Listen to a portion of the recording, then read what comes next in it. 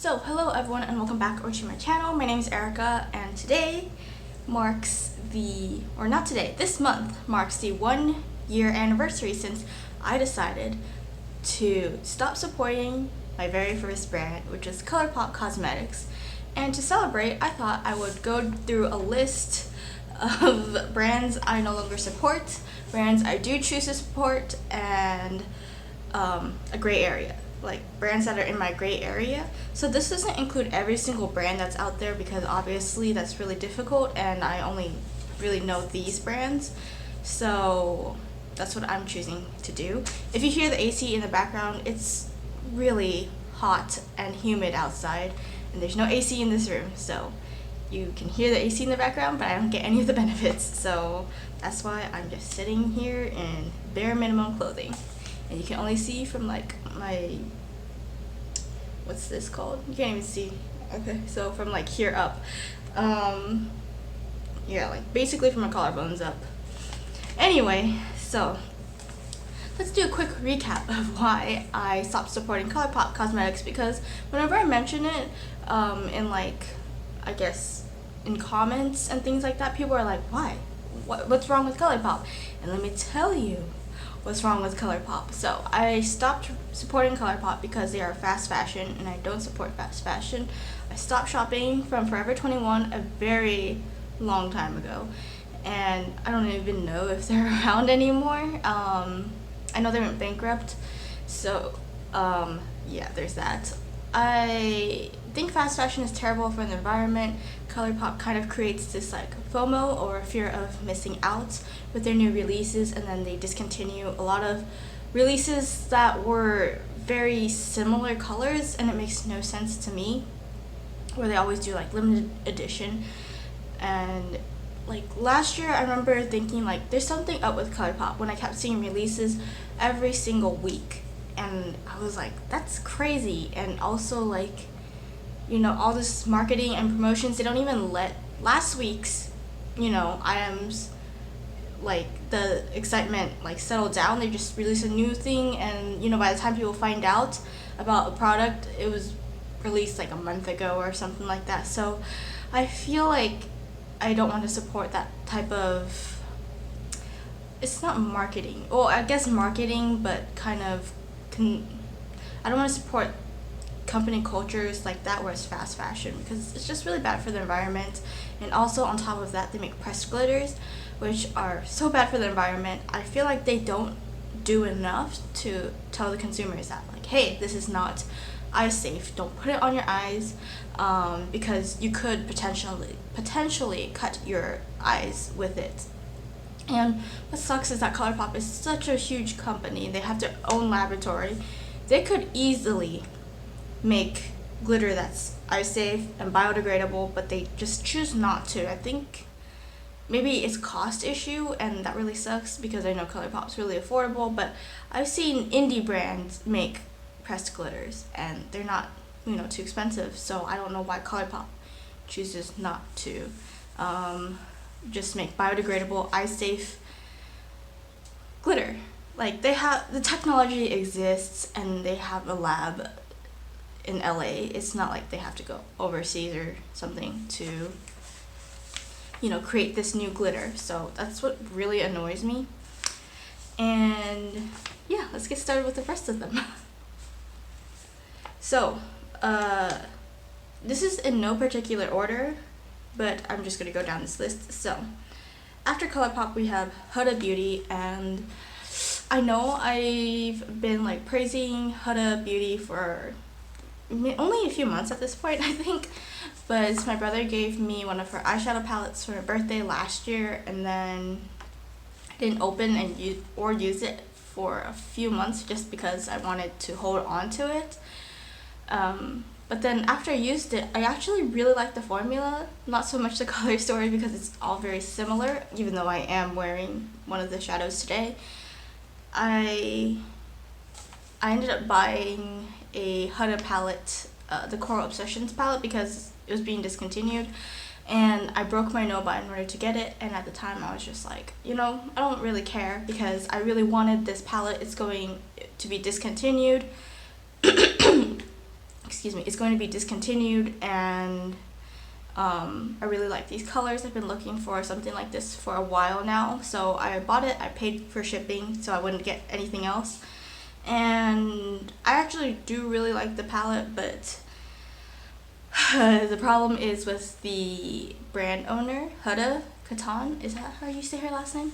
Anyway, I don't like Huda. I don't think she is the best person in the world. She kind of reminds me of the Kardashians, where they just post mindlessly and don't think twice about what they post, as long as, you know, they get the sponsorship. And it's really sad because she did make a post on bleaching your vagina, which I didn't know was a beauty standard, and I don't think it should be a beauty standard. Like, who's gonna open it and look inside and be like, oh, your vagina ain't bleached? I can't support her. I don't like how she flaunts her lifestyle either. Next brand is ABH. And I did mention last year that I was going to put ABH on my watch list of just to see how the brand was going to go. And I've never personally purchased anything from ABH, but I have used their products. So I did use their Brow Wiz, and that lasted me a very long time. At one point I was really considering repurchasing it. I have also tried her eyeshadow primer. I got like a sample size. I hated it. It was so bad.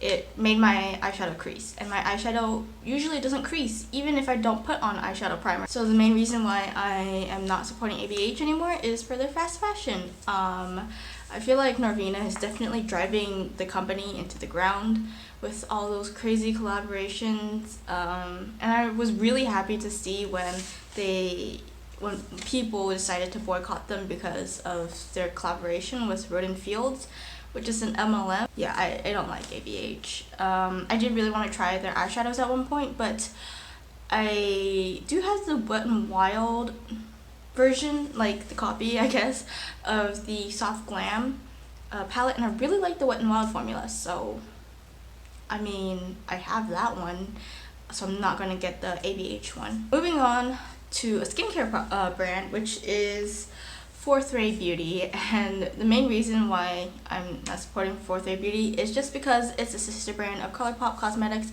I don't want to support them. I have bought their products before, so everything I'm mentioning here are brands that I have like purchased from or used products from in the past. So I have tried 4 products from Fourth Ray Beauty. It was the watermelon oil and the watermelon milk, and then I don't know what it's called, but maybe it's Restore. It's the like night oil that's like black, and you have to shake it, and you can only use it at night, and there's charcoal in it or something like that. And then I have also used the Remedy niacinamide serum. So for the watermelon duo, I did not like the watermelon oil at all. I passed it on to a friend with dry skin, and she loved it, but I hated it. So that one was a fail. But the watermelon milk I remember being much better, but still felt like an unnecessary step in my skincare routine. It smelled really good, but like it's not something that I would buy if I had a really moisturizing moisturizer anyway. So yeah, it was okay. It was okay. And then the night oil that I used, it worked at first, but then towards the end I just realized it was making me oily and not really working anymore. So I gave it to my brother, and I only used up about 40% of it, and I don't even think he's using it, so we'll see. And then the last one that I used was Remedy, which is the niacinamide serum, because I've heard so many good things about niacinamide. So I really enjoyed it at first, but then towards the end I felt like it wasn't doing anything. I felt like it was getting like very thick and gelatinous at the bottom, even though I was using it on a daily basis. So I would also not repurchase that, I would also not repurchase that, because I feel like I have enough niacinamide in my other products to, not have to use as an extra step at night. So that's why I'm not supporting Fourth Ray Beauty anymore. I think their products are okay. Like, there was only one that I remember liking all the way through, and the other 3 were kind of like meh, you know? Okay, and then I don't know what number it is anymore. Another brand I don't support is Makeup Revolution because they are fast fashion. I have tried their brow pencils before. I liked them, but I felt like they were overpriced for what I paid, and they didn't last all day. But I have really oily skin, especially in the summer. I didn't even use it in the summer though, that's the thing. I used them both up in like the spring, so kind of, they didn't last that long either. I think about 4 to 5 weeks, and I paid $8 for them. So yeah, they're not terrible, but I just wouldn't use them again. And because Makeup Revolution is fast fashion, I'm not going to support them because I don't support fast fashion.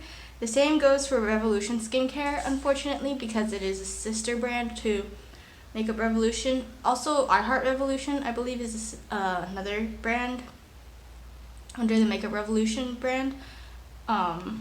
So just any Revolution Beauty or whatever, Makeup Revolution, I'm not supporting anymore. I don't know all of the like subsidiaries, I guess, but yeah, I think there's 4 or 5 of them. But Revolution Skincare is another one of their brands that I have tried in the past, and I'm actually working on the last bottle that I have from them right now, and I really like it. It is called the Night Restore Oil, which I got mixed up with the Colourpop name, but the Night Restore Oil, it's so good. And I wanted to try more from this brand, but because it's fast fashion, I'm just going to stop using them. So even though I like their products, I am choosing not to use their products because it's fast fashion. Okay, next on the list is LA Girl. I have purchased 2 things from LA Girl and I hated both of them, so that's why I'm like not going to support the brand, because I used them both up completely. So I definitely got my money's worth, but it was not worth it. They were just such shitty products. There's something wrong with both of them, and there was like nothing really good about either one, so even though it's really cheap, I don't like the brand. And last on the list of brands I don't support is Lorac, because oh god, I had a Lorac palette and it was the worst palette I have ever used in my life. It was so patchy, it wouldn't blend, and there was a lot of fallout, so that's why I don't like Lorac. It was a holiday palette, but still, like, if you're gonna make a holiday palette this shitty, like, I don't know if I even want to buy your regular formula, even if it's supposed to be really good. I just don't have a good first impression, and I used that palette for a month straight before realizing that it was absolute garbage, so I'm not going to support Lorac. Okay, moving on to, I guess, brands in my gray area, because I want to get everything negative out first.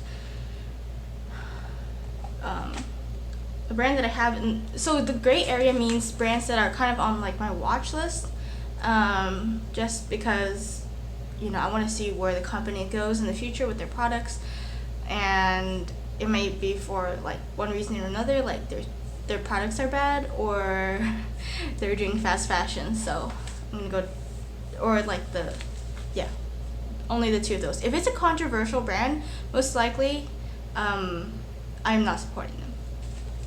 So one of the brands on my gray list is e.l.f. Cosmetics, and this is for the fast fashion aspect. I'm going to be watching out for e.l.f. Cosmetics because I did read somewhere where they release about 90 new products a year, which is crazy to me. That's a lot of products, but they don't release every week, but I will just be keeping an eye out for that.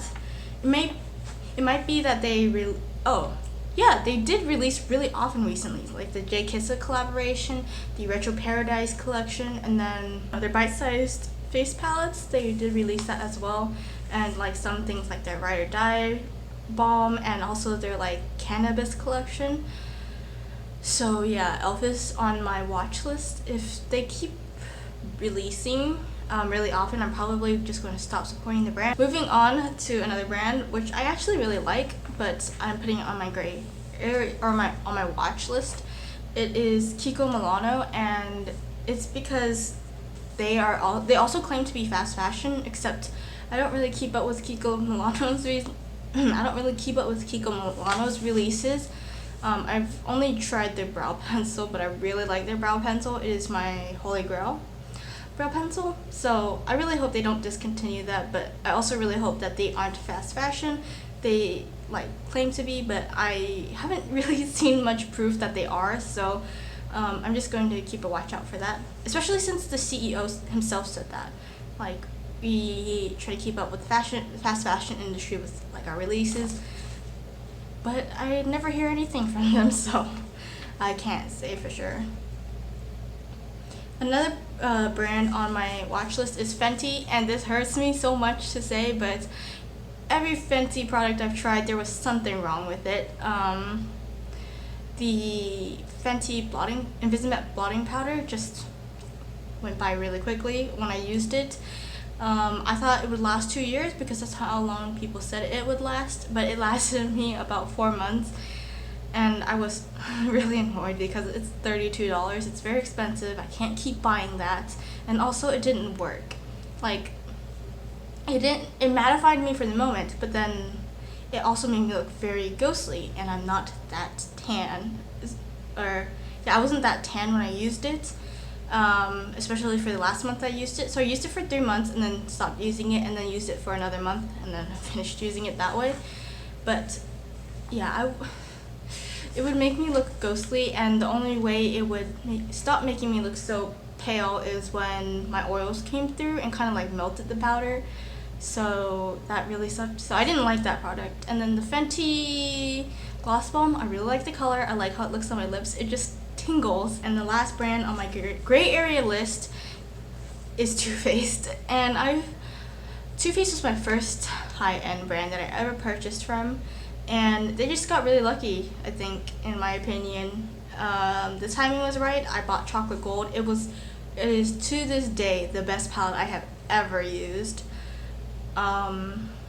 There was nothing wrong with the formula, and even though I didn't like some of the shades, I could still, there was nothing wrong with the formula, and I would still use them even though I didn't like them, but I could find ways to incorporate them into, looks to make it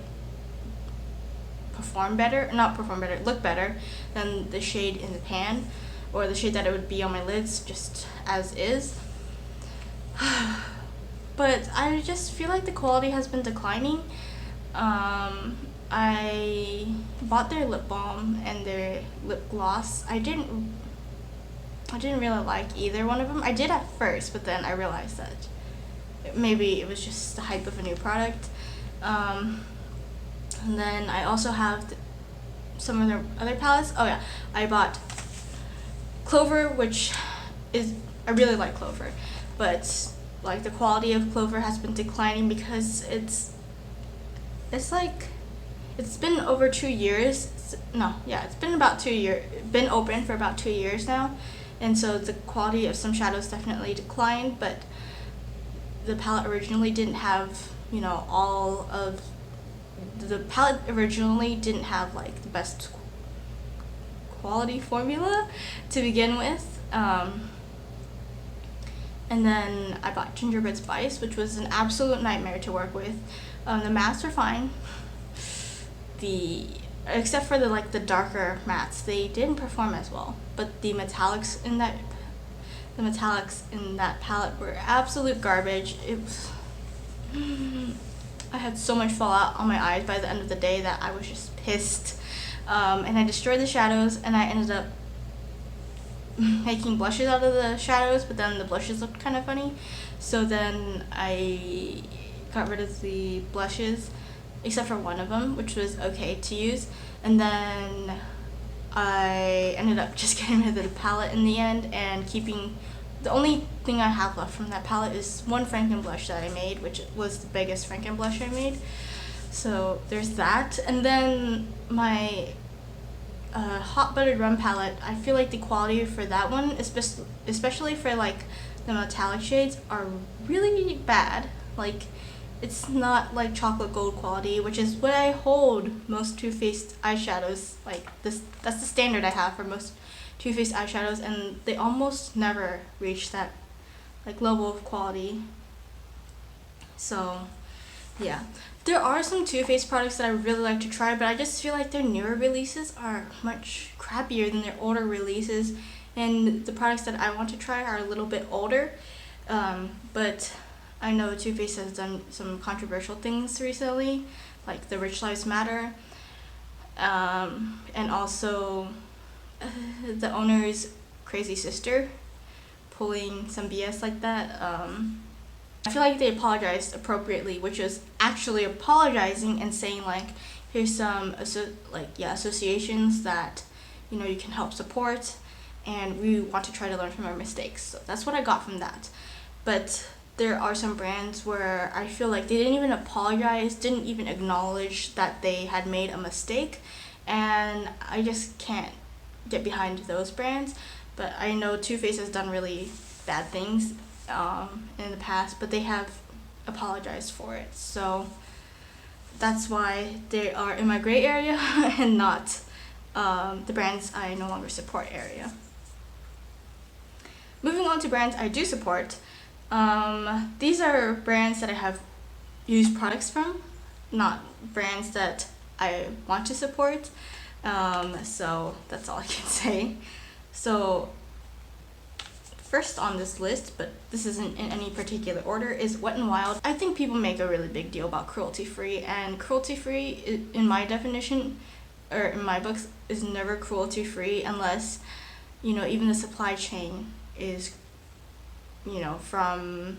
is properly sourced, like, it's fair trade and there's no slavery involved. So definitely I'm going to look more into these brands and see like where their labor is, where their supplies are coming from, and if there's any slavery involved in there. But yeah, I do support Wet n Wild at the moment.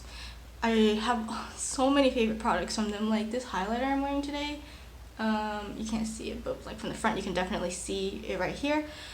It's from Wet n Wild, and it is one of my favorite highlighters, or not my favorite, one of my favorites. It is my favorite highlighter formula. It is so nice. Like, you can build it up or you can wear it naturally, which is how I prefer.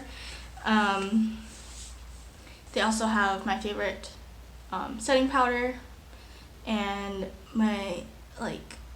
and I do really like their eyeshadow formula from what I've tried so far. So that's why I choose to support Wet n Wild. I don't like their brushes as much though, but yeah, they do have really good quality products for their price point especially, and I mean, I've repurchased from them a few times already.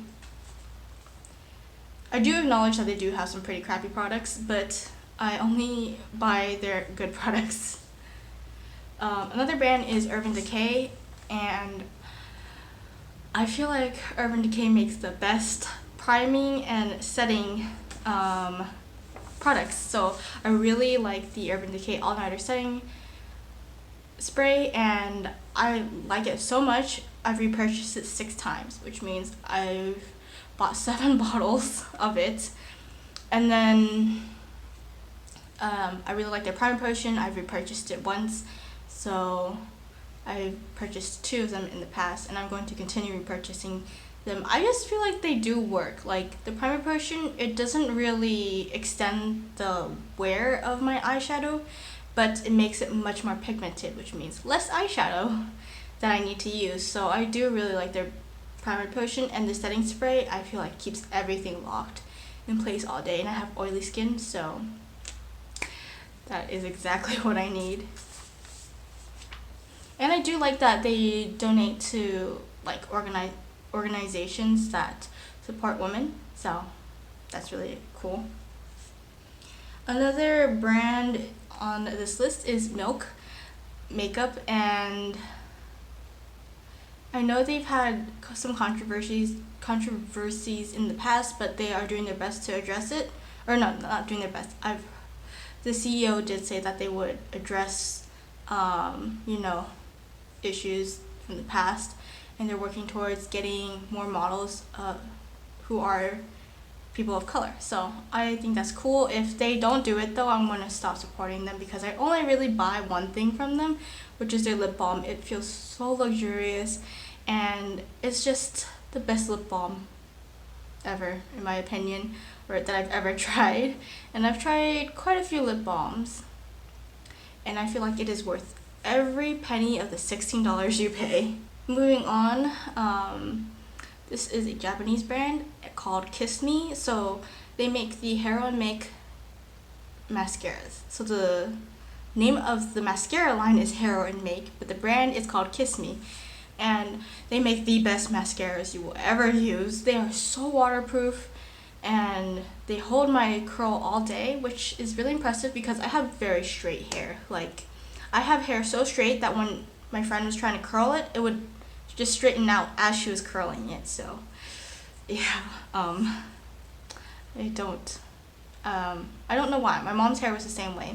Like, she told me she got a perm when she was younger and she waited a whole week before washing her hair, but as soon as she washed her hair, it went back to being straight. So she's very upset about that because she had gotten multiple perms from multiple countries, and every single time she did it, her hair would just go back to being straight, which I thought was funny and makes sense as to why she doesn't have those crazy 80s photos. But yeah, anyway, they make the best mascaras ever. They are really hard to remove, but they make a mascara remover that removes it pretty quick. So I think if you are having like, there's no panda eyes, no smudging, and it like lasts until you remove it. But if you don't remove it with like the proper proper removers, it will be very difficult to remove. When I say it's waterproof, I mean it's waterproof. You can go swimming with it on, it won't come off. It is the only brand of mascara that I will ever buy. Let's say discontinue the brand, and then in which case I think I'll just stop wearing mascara. And it sucks though because it's like plastic packaging and I'm trying my best to reduce plastic packaging, but there's nothing else that works for my lashes. Another brand that I really like is Laka, which is a Korean brand, and they make, I believe, lipsticks and blushes. I'm not sure if they make anything other than those, but their brand is, like, their brand motto is that makeup is ambiguous and it should, like, your gender shouldn't matter and you should just be free to wear makeup, whether you are a male or female, and I think that's great. And their lipsticks, they are so comfortable. They are a gel formula and they're so comfortable. They look matte, but they feel like you're wearing lip balm. And I used one up before in the past, and I would love to get my hands on another one in the future, but I don't think I would get it unless I'm in Asia because I don't want to have the product shipped all the way to the US, because that's a lot of transportation. So I would much rather just go to Asia and buy it myself the next time I'm there. That's everything. I hope you enjoyed this video. I know it's very long, but I will try my best to edit it down. And I can only tell that this list of products I no longer support, or brands I no longer support, is just going to grow within the next year. So I guess I'll see you next August for an updated list. That's everything. Thanks for watching. I hope you enjoyed this video, and I'll see you next time. Bye!